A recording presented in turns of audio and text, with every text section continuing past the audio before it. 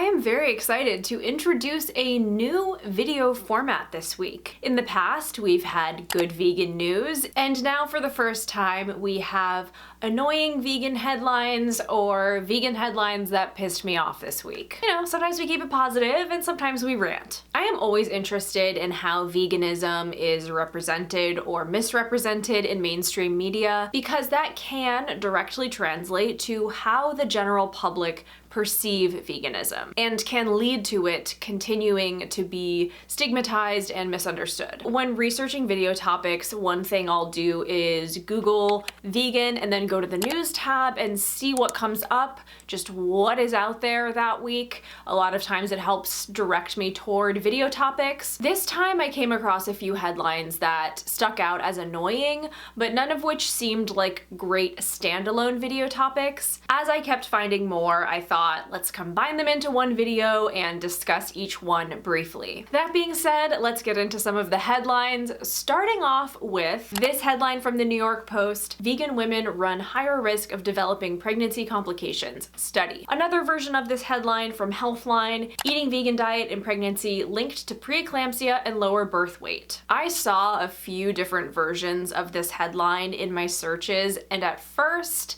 I was like, I don't really want to touch that because it's not my area of expertise, but I finally decided to take a look at it, and I am glad that I did because I was pretty surprised with what I found. These headlines were based on a recently published study. This was an observational study out of Denmark in which a questionnaire was given to 65,872 women mid-pregnancy who identified themselves as omnivorous, 666 as fish, poultry vegetarians, 183 as lacto-ovo vegetarians, and 18 as vegans. Right off the bat, I was a little bit alarmed by these numbers, but we're going to come back to that. Results show that protein consumption was lower among lacto-ovo vegetarians and vegans than omnivorous participants. In addition, micronutrient consumption was lower among vegans. Vegan mothers showed a higher incidence of preeclampsia, and their newborns weighed an average of 240 grams less. For micronutrients, dietary intake of B12, vitamin D, and calcium were lower among those adhering to plant-based diets, but when the intake from dietary supplements was added to the dietary contribution, the median intake of all vitamins and minerals was well above the recommended nutrient intake for most participants, independent of their diet. I feel like most women, regardless of their diets, are taking supplements during their pregnancy just out of an abundance of caution, so this part about the micronutrients didn't really feel like that big of a deal to me. This is from an expert who weighed in for the Healthline article. Preeclampsia has many possible causes, including placenta proteins that control the health of existing and newly formed blood vessels, genetics, age at pregnancy, history of chronic hypertension, obesity, and/or nutritional deficiencies. Being an observational study, this research cannot prove causation, but rather a potential association between a vegan diet and preeclampsia or lower birth weight. More research is needed to determine if there is a causal relationship. Moreover, research on plant-based diets have shown improvement in many of the risk factors that may contribute to preeclampsia. Oh. Okay. The contribution of dietary restrictions to nutrition deficiencies in nutrients is not singular to veganism. Regarding birth weight, the study indicated that babies in the study born to vegan mothers were 240 grams smaller than the other study participants. This amounts to less than half a pound and still remains in line with the average weight for babies. As this article is going on, I'm more and more convinced that these headlines were much ado about nothing, but just wait till we get to the best part. According to the authors of the study, the main limitation of our study is that the number of vegan pregnancies was extremely low, 0.03%, 18 women, relative to the total sample size. Well, duh, that was pretty obvious from the beginning. Also, being vegan when recruited into the cohort in 1996 to 2002 may reflect different habits compared with those following vegan diets today. You heard that right. This data was collected between 1996 and 2002. You mean 1996, when oat milk was decades away from making it to US store shelves and Daiya wouldn't be invented for another 12 years? That 1996? The 1996 that most vegans would consider the dark ages of veganism? That 1996? So you're telling me that between 1996 and 2002, some researchers in Denmark scrounged up 18 vegan women and almost 66,000 omnivorous women and asked them questions about their pregnancies and births. And now, 22 years later, this story is getting picked up and sensationalized in headlines, spreading fear that vegan pregnancies are dangerous. Obviously, during that time, veganism was way less prevalent, and I think it's safe to say probably far less understood, and possibly less responsibly done than it is today due to lack of information or lack of access to information. The reason the authors say they wanted to publish the study now was that the number of people adhering to plant-based diets has increased dramatically in the last few years, and the benefits or adverse effects of following so-called restrictive diets during pregnancy have been minimally explored. So since the number of vegans has increased dramatically over the last few years, let's look at data from 22 to 28 years ago in which the representation of vegans was 0.03%. I don't think you can take self-reported data from 18 people who were on what would have been a very niche diet at the turn of the century and extrapolate much meaning as it applies to vegan women getting pregnant in 2024. I mean, the authors of this study literally said that. I'm not saying that the findings of this study don't mean anything and should be completely disregarded, but the reaction I have after reading the full story versus just seeing the headlines is completely different. Just reading the headlines, a vegan woman might think she should actually be concerned about potentially getting pregnant. And that's the problem, is that a lot of people do just read headlines. They'll just be skimming through, they won't click on it, but the headline still gets in here. And then they might say, oh, I read a study that says X, Y, or Z, when really they just read a headline that sensationalized the findings of a study done over 20 years ago as X, Y, or Z. If you Google vegan pregnancy right now, the results are flooded with headlines about this study. There are also a lot of tweets about this study, with one woman even misrepresenting the findings of the study, saying that the vegan women had underweight babies, when we just saw that the weight of the vegan women's babies, although lower, was still within an average weight range. I think it's obvious why I find this problematic and annoying. Pregnancy is already scary enough and anxiety-inducing enough for so many women, and I think it's really irresponsible to exaggerate the risk factors from a study where the authors themselves were like, yeah, this isn't a great set of data. Let's move on to our next headline. This one is from Eating Well. Robert Downey Jr. tried and failed to go vegan. It just doesn't work for me. This little ditty of an article was clearly a part of the PR strategy for Robert Downey Jr.'s new book titled Cool Food: Erasing Your Carbon Footprint One Bite at a Time. The book was actually co-authored by journalist Thomas Costigan and presents practical, sustainable shifts that are easy to incorporate into most eating patterns and lifestyles. According to Robert Downey Jr., cool food is really about lifestyle. Transformational shifts from little actions, experiences, and different choices. It's a holistic approach to making the world a whole lot better by simply making more informed decisions about something that each and every one of us does anyway. Eat. Within its pages, delicious recipes, expert advice, and personal insights are shared, making it a coffee table book guests will be excited to pick up. And if you're thinking that the text approach to sustainable eating is just another fear-mongering work to promote veganism, that's where you're mistaken. Oh, thank God. Not another fear-mongering work promoting veganism. A diet named by many prestigious scientific institutions as being the best diet for fighting climate change. Not that. While a vegan diet can be a healthy choice for some and is one of the most environmentally conscious eating patterns, it can be hard to follow, including for Downey and his health. I tried going all in vegetarian, even vegan, but it just doesn't work for me, the actor admits. Without some animal protein, I find myself with low levels of vitamin B12, calcium, iodine, and iron. These are common deficiencies that can result from vegan diets. Downey is right in that if you're not taking a supplement or focusing on plant-based foods that have enough of these nutrients, going vegan can result in iron deficiency, calcium deficiency, and other related concerns. For his own health and desired sustainable eating pattern, the actor has decided on a happy medium. The rumors are true. I'm a pescatarian. That means I eat fish every now and again, Downey says, later emphasizing for his Iron Man fans that, yes, in case you are wondering, I do actually need the iron that animal protein provides. This self-important bullshit is utterly repulsive to me. Who is spreading rumors about Robert Downey Jr.'s diet?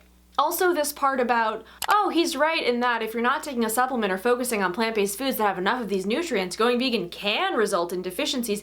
Any diet can result in deficiencies if you're not eating a balanced diet or paying attention to the foods you're eating. What's the point of saying that, oh, it can be this if you don't do this? Anything can be anything if you don't do a certain thing. And sorry, but I'm just not buying the whole it just doesn't work for some people, especially when some people are 100 millionaires. Barring some type of serious allergy to specific plant proteins, I'm going to assume most people of his means have the ability to go vegan if they want to. If it's just not working for him, I'm going to assume that he just doesn't want to do it, not that he can't. I talked about this with Bear Grylls and with other ex-vegans, how it's never their fault or their lack of mental fortitude to stick with the diet. It's always the diet's fault. The diet was lacking in some way. The diet was the problem, not them. Like, why can't Robert Downey Jr. say, I personally can't do it, and that's a personal failing of mine, but that is the best diet for the environment, and if you can do it, you should. Because of his ego, that's why. Because of his ginormous, overinflated actor ego. You don't need to restrict yourself to a specific diet in order to highlight eco-friendly choices in your food and everyday life, and Cool Food makes that clear. It's all approachable steps, and Downey chose a healthy eating pattern that complemented his well-being and values. We applaud him for that. I'm sorry, but who asked for Robert Downey Jr.'s opinion on this? I wrote in all caps in my notes, fame does not equal authority. In fact, when I first found this article, that's the first thing I wrote in my notes. I just pasted the article and wrote this. And I stand by it. Let's stop giving a shit what actors think about anything. Let's stop letting these people tell us what to think or how to eat. These are not proven experts in anything other than pretending to be other people. And obviously there are actors who have proven their expertise in other fields, and some even in climate change. But Robert Downey Jr. is not one of them. I'm really not sure who the target audience for Cool Food is, but I can only hope that people will take this book for what it is. A pretty coffee table book to flip through and not take advice from. Our last headline is from The Guardian and is titled, "If the whole world went vegan, what would we do with all the farm animals?" This, although it came up on the news tab, was actually not an article, but rather part of The Guardian's Notes and Queries series, which is a long-running series in which readers answer other readers' questions on subjects ranging from trivial flights of fancy to profound scientific and philosophical concepts. So they posted it this past Sunday, and they're going to post the results this coming Sunday. So even though this isn't an article, it's definitely worth talking about this headline and the comments, because this question is one of those mind-numbingly stupid hypothetical questions that plague vegans the world over. Questions like, what would you do if you were stranded with a pig on a desert island? Did you drink breast milk? If vegans don't like meat, why do they try to make their food taste like it? Questions that surely if the person thought about for 5 seconds,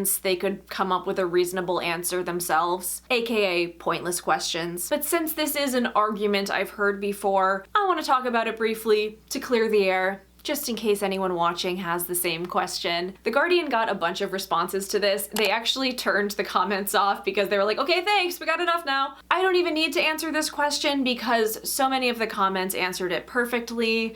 The Guardian featured a couple of responses, and this was one of them. We would slowly stop breeding them and they would die out naturally apart from animals kept as pets or in zoos, just as we gradually stopped breeding horses when the motor car became popular. Boom. Simple. There it is. I don't think the world is going to go vegan overnight. Do you? Obviously, things are going to phase out and change slowly over time. Animals will still be getting killed for meat. Meanwhile, less will be getting bred. If the demand goes down and continues to go down, it will just keep trending in that direction. Unsurprisingly, there were also some not very sensible comments like this one. A question I often ask vegans, yet never get a sensible reply. So what would we do with the 780 million pigs, 1 billion goats, domestic and wild, 940 million cows, 1.26 billion sheep, 33 billion chickens in the world? Cull them? Let them starve to death? Sterilize them so they can't breed? Let them die a natural death? Who tends them? What do they live on until then? Keep them as pets? And what happens to those that depend on them for a living? What jobs will they have to take up? Be a herbivore/vegan if you wish, just don't impose your views on the rest of the world. There was a really good response to this comment. The idea that no one ought force their views is self-undermining. That is itself a view that you're forcing onto others. It's also really implausible. There are loads of occasions where it's appropriate to force our views. That's what the criminal justice system does. Here's a better idea. Allow people to argue for their views and assess if they make a good case instead of just shutting them down. We should shut them down because they have bad reasons, not because we just don't like it when they argue a case we don't like. It's also really weird to say if we stop slaughtering animals, we'll have to kill the ones that are here now. Instead, let's just continue breeding and killing them indefinitely. Yes. Yes. It feels so good when people make sense online. I also really liked this comment. I see your implication. We are apparently eating animals as a favor to them, to stop them being pointless. Also, are you aware that they are continuously bred to feed our strange habit of munching dead flesh? I'm not annoyed that The Guardian posed this question, and I actually would have been interested in reading an entire article from The Guardian on this topic. I guess I'm just annoyed that this is a question that's out there in general, and that commonly gets used as an argument against veganism. Like, oh, if you really cared about these poor animals, you should care about what's gonna happen to them once we stop eating them. It's one of these arguments that's trying to catch vegans at their own game, in a sense. Their own game being caring about animals, but using the most flawed and nonsensical logic.